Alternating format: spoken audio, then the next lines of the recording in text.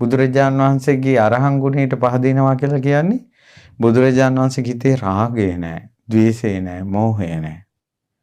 බුදුරජාණන් වහන්සේ රාග දේශ මොහ රහිත කෙනෙක් නේ කියලා හිතේ පැහැදීම ඇති වුණොත් ඒ තමයි අරහං ගුණයට පැහැදුනා කියන්නේ.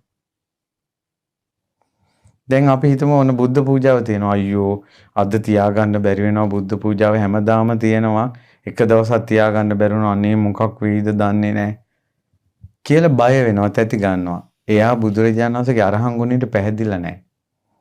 බය එන්නේ කෙලෙස් තියන අයගෙන්. බුදුරජාණන් වහන්සේට කෙලෙස් නැහැ. පහනක් තියන්නේ බුදුරජාණන් වහන්සේට පහන ඕන නිසා නෙවෙයි. පහනක් පූජා කිරීමේ පින ඔයාටයි එන්නේ.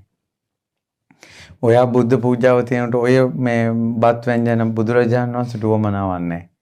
බුද්ධ පූජාව තිබ්බොත් ඔයාටයි පින එන්නේ. මලක් පූජා කළොත් ඔයාටයි පින එන්නේ. අයියෝ මං හැමදාම බුද්ධ පූජාව තියනවා අද ඒක තියාගන්න වෙන්නේ නැහැ කියලා එහෙම කලබල වෙන්නේ බුදුරජාන් වහන්සේගේ නිකලෙස් බවට පැහැදිලා නැහැ. මෙහෙම හිතුණට කමන්නේ මං හැමදාම පින් කරගත්තා අද පින් කරගන්න අවස්ථාවක් මට මගහැරෙනවා. අන්න හරි හිතුව විදිහ.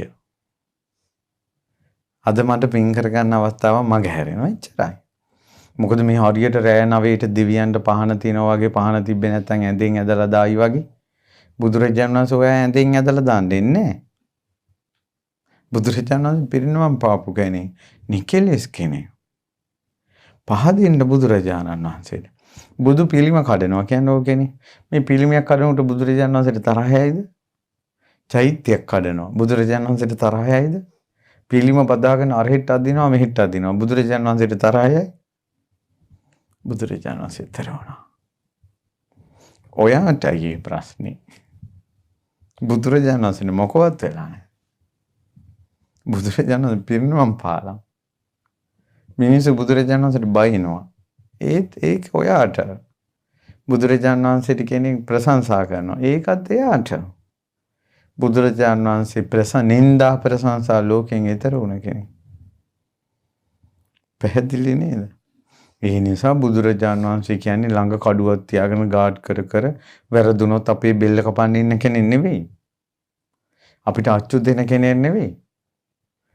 බුදුරජාණන් වහන්සේට උන් කරපු දේවල් වලට උන්ට මොක විපාක දෙයි කියලා අපි කිව්වට කර්මානුරූපව දෙයක් වෙනවා මිසක් බුදුරජාණන් වහන්සේට තියෙන මහා කරුණාව.